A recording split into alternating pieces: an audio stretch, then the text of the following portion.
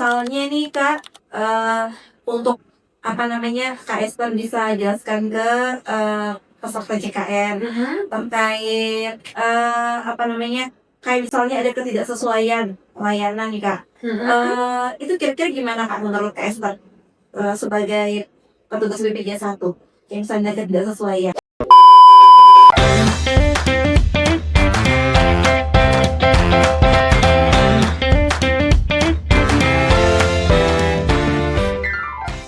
Iya, kalau misalkan ada ketidaksesuaian yang dirasakan oleh peserta, itu peserta boleh secara terbuka kami membuka pelayanan pengaduan. Nah, itu juga bisa diakses, bisa lewat mobile JKN di menu apa namanya pengaduan, bisa langsung ke kantor cabang atau misalkan saya nih sebagai BPJS 1 memang seringnya mobile ya ke setiap vaskes. Nah, kalau misalkan apa namanya ketemu dengan saya bisa langsung disampaikan. Terus sekarang juga di setiap vaskes ada barcode namanya Poros dari BPJS Kesehatan. Di situ bisa pilih menu pengaduan dan juga ada saluran informasi penanganan pengaduan, bisa diakses juga di web, semuanya bisa akses.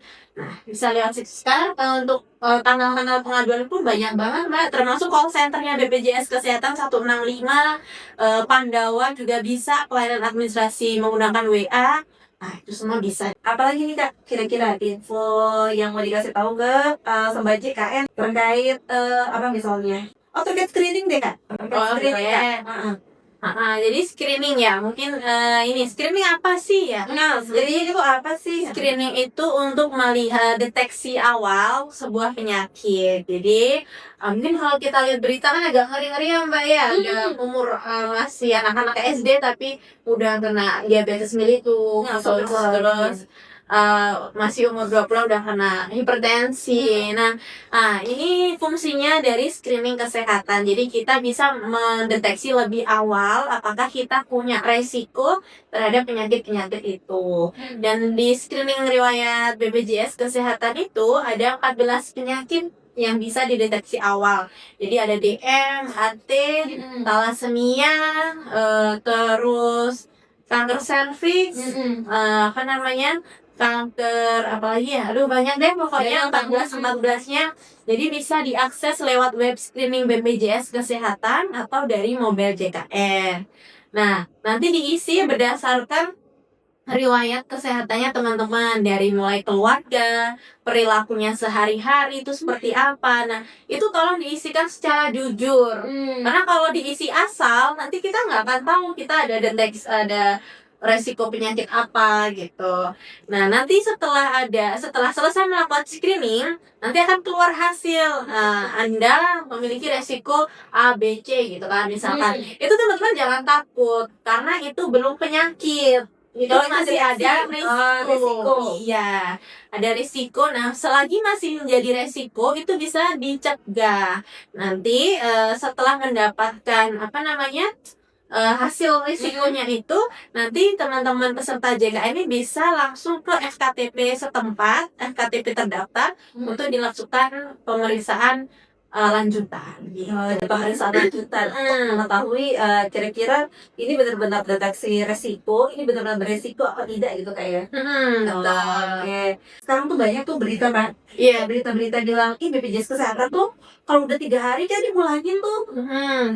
Itu gimana sih Kak, sebenarnya benar nggak sih kalau pakai BPJS kita berobat di rumah sakit rawat inap 3 hari dipulangin, itu gimana Kak? Itu hoax sih Mbak. Jadi untuk pelayanan BPJS Kesehatan di rumah sakit khususnya rawat inap, kita tidak ada pembatasan hari rawat inap. Jadi semuanya kita serahkan ke indikasi medisnya dari dokter. Jadi kalau misalkan nih ada kok waktu saya visit tuh ada yang pasien 2 minggu belum pulang, 1 minggu belum pulang karena melihat kondisi juga. Gitu. Jadi untuk yang harus 3 hari sudah pulang itu hoax ya, X banget itu berita bohong gitu. Berita bohong berarti itu salah, berita yang salah. Betul. Karena sebenarnya BPJS Kesehatan itu apa? Kalau peserta JKN itu itu dirawat inap di rumah sakit itu sesuai dengan indikasi medis tadi, dan dirawat sampai sembuh ya kan? Betul. Baru boleh dinyatakan pulang. Gitu. Terus Kak, kalau misalnya kita mau berobat sekarang nih Kak, kita perlu nggak nunjukin lagi Kak, kayak misalnya dulu kan, soalnya banyak nih Kak yang bilang, saya tuh kok sekarang kemarin udah Vaskes, terus kartu saya ini masih kartu yang lama, kira-kira Iya. ini nggak apa-apa ya Kak ya? Oh iya, nggak apa-apa. Sekarang itu kita udah nggak by manual ya Mbak, jadi satu dari kartu gitu nggak. Kita semuanya pakai sistem semuanya. Jadi sekarang pun nggak pakai kartu KIS yang hijau itu pun nggak apa. Asalkan bawa identitas diri, bisa KTP atau kartu keluarga. Jadi sama sekali tidak berpengaruh sih. KTP, kartu keluarga, dan BPJS-nya aktif. Kalau BPJS-nya nggak aktif ya nggak bisa kita jamin gitu. Oh, berarti tetap harus memastikan kepesertaan JKN-nya itu aktif. Betul. Identitasnya itu sebenarnya pakai KTP aja juga bisa ya Kak ya? Bisa. Oh, berarti nggak perlu repot-repot nih, karena biasanya yang paling sering nih Kak, kalau kita kemana-mana tuh kita selalu bawa KTP. Betul. Apapun itu kita itu KTP, kita kemana-mana tuh bawanya KTP. Jadi mungkin sebagai identitas tunggal kita, itu BPJS Kesehatan juga identitas untuk mengecek. Nah, bawa KTP pun mungkin orang-orang aduh terus masa ke warung sebelah bawa KTP doang kan. Nah, mungkin yang lebih dibawa sekarang adalah HP. Oh, HP, kayak Betalah HP, silakan lupa download HP itu kayaknya pusing banget kalau lupa HP. Aduh, lupa HP. Kayaknya tuh nggak tenang ya Kak ya. Iya. Kalau lupa HP itu kayaknya kemana-mana tuh selalu bawa HP. Jadi sih. Pasang mobile JKN tadi tuh salah satu kemudahan yang bisa kita akses lewat HP. Betul. Jadi kalau butuh mau berobat sakit, ada antrean online. Buka mobile JKN ada di HP. Buka, daftar, ambil nomor antrean online. Terus kayak kartu digital juga ada kartu di situ. digital juga di situ. Terus apalagi di mobile JKN itu kayak misalnya mau screening riwayat kesehatan bisa juga lewat mobile JKN yang ada di HP. Dan masih banyak lagi Kak yang bisa dipakai fitur-fitur yang ada di dalam mobile JKN tadi, daftar rehab kayak tadi katanya kata Kak Esther bilangnya oh iya bisa daftar rehab kalau misalnya mau mencicil, itu juga bisa lewat mobile JKN, aplikasi mobile JKN yang ada di HP. Informasi kayak misalnya bilangnya BPJS Kesehatan itu enggak kalau BPJS Kesehatan itu suka dibeda-bedain nih Kak. Kalau saya BPJS Kesehatan dibedakan sama ini peserta umum. Kalau saya BPJS Kesehatan itu saya nggak dilayani. Kalau saya dilayani dengan baik, kalau saya bayar itu saya baru dilayani oleh jadi diskriminasi ya. Diskriminasi. Itu gimana sih Kak sebenarnya? Di lapangan tuh berdasarkan dari yang biasa Kak Esther temui di saat kunjungan, itu bagaimana tanggapan peserta gitu terkait ini? Nah, kalau untuk diskriminasi, kalau memang masih ditemukan, nanti peserta bisa langsung melakukan pelaporan ke kami saja. Ya, lewat pengaduan tadi tuh. Jadi pengaduannya bisa disampaikan bahwa mengalami diskriminasi di sebuah fasilitas kesehatan A, B, C, atau D gitu. Karena di Vaskes pun sekarang kita sudah menerapkan pelayanan prima. Jadi setiap fasilitas kesehatan yang kerjasama dengan BPJS Kesehatan, dia wajib melaksanakan pelayanan prima dari mulai petugasnya harus melakukan senyum sapa salam gitu. Terus kalau misalkan tidak ada diskriminasi dengan yang memakai penjaminan BPJS atau umum gitu. Jadi kalau masih ditemukan silakan infokan ke kami. Nah, untuk pengaduan nih, misalnya saya mengadu di situ, biasanya hasil akhir dari itu tuh apa ya Kak? Oh iya, jadi untuk pengaduan yang setiap peserta itu kirimkan pasti akan masuk ke kami, terutama di bagian pengaduan.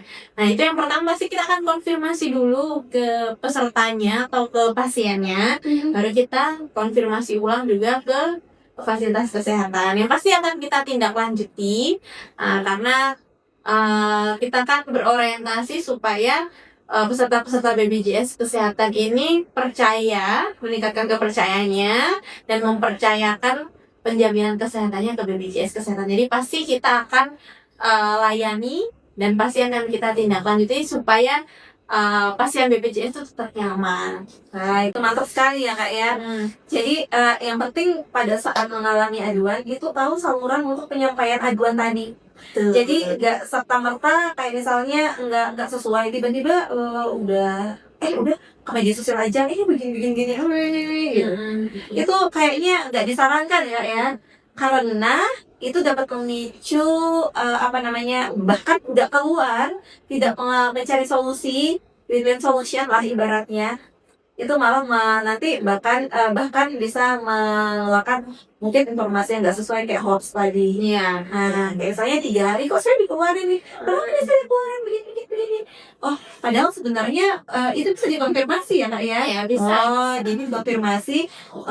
Memang ternyata 3 hari itu memang dia sudah dinyatakan sembuh, sudah dinyatakan dia sehat. Atau mungkin keluhan-keluhan lain yang sebenarnya bisa untuk ditindaklanjuti melalui kanal aduan yang tadi gitu. Iya. Dia mendapatkan jawaban yang sesuai dan dapat informasi yang sebenar-benarnya kayak gitu. Kalau untuk daftar sendiri Kak, daftar mandiri Kak. Daftar mandiri itu peserta bisa langsung ke kantor BPJS Kesehatan ya Kak ya? Bisa kalau daftar untuk yang baru ya. Nah ini kita nggak cuma lewat kantor saja Mbak, jadi lewat Pandawa bisa. Nah lewat online kan banyak nih yang sudah mungkin yang mager ya, mager apalagi yang mungkin ya apa-apa sekarang serba pakai HP, pakai online gitu. Nggak usah ke kantor juga bisa. Nah, nanti bisa lewat Pandawa, lewat mobil JKN, lewat call center 165, itu sudah bisa. Yang penting disiapkan saja KTP, kartu keluarga dengan buku rekening atau buku tabungan. Untuk yang peserta mandiri nih, yang banyak saya sering temui pengaduannya. Jadi untuk yang peserta jenis mandiri, jangan lupa untuk tiap bulan harus bayar iurannya. Karena kalau misalkan ya nih kita lagi sehat nih sekarang nih, pokoknya kita kan nggak butuh lah BPJS misalkan gitu ya, karena kita lagi sehat. Nah, kita yang tadi Mbak Indri bilang sakit tuh kita nggak bisa rencanakan, sakit nggak bisa kita prediksi kapan datangnya, ya. Nanti suatu saat kalau kita mungkin butuh, tiba-tiba kita butuh rawat inap dan ada tunggakan yang berbulan-bulan bahkan bertahun-tahun tidak pernah kita bayar, namanya saja di sistem itu pasti masih terbaca. Dan supaya bisa manfaatkan BPJS Kesehatan, tentunya harus aktif. Kalau misalkan tidak aktif, berarti harus bayar iurannya dulu. Nah, untuk pasien mandiri yang memerlukan rawat inap, dia akan terkena denda pelayanan. Dan denda pelayanan ini berbeda dengan tunggakan. Nah, denda pelayanan ini didapatkan dari diagnosa inasi bijisnya dikali dengan jumlah bulan menunggaknya itu. Jadi jangan sampai peserta-peserta yang mandiri yang sudah ngentengin ya istilahnya, nggak usah bayar dulu lah, nanti aja kan nggak pakai. Betul, dan denda pelayanan itu kena 45 hari Mbak. Jadi hari ini nih kita bayar nih misalkan ya, selama 45 hari ke depan kalau kita ada rawat inap, itu pasti akan terhitung denda pelayanannya. Berarti yang suka ngitengin ya Kak ya. Jadi harus bayar rutin setiap bulan, itu lebih aman ya Kak? Betul, karena kan kita kalau kita menyayangi diri kita, pasti kan kita mau penjaminan yang terbaik nih. Dan kalau misalkan penjaminannya ini sudah aman, sudah pasti ya, ada pastian di situ, ya pasti tidak akan pusing lagi dengan misalkan butuh rawat inap, ya sudah. Yang penting BPJS-nya aktif dan sesuai dengan ketentuan yang berlaku, pasti tidak ada biaya tambahan yang diperlukan. Kak Esther, mungkin udah banyak nih pembahasan kita pada sore hari ini.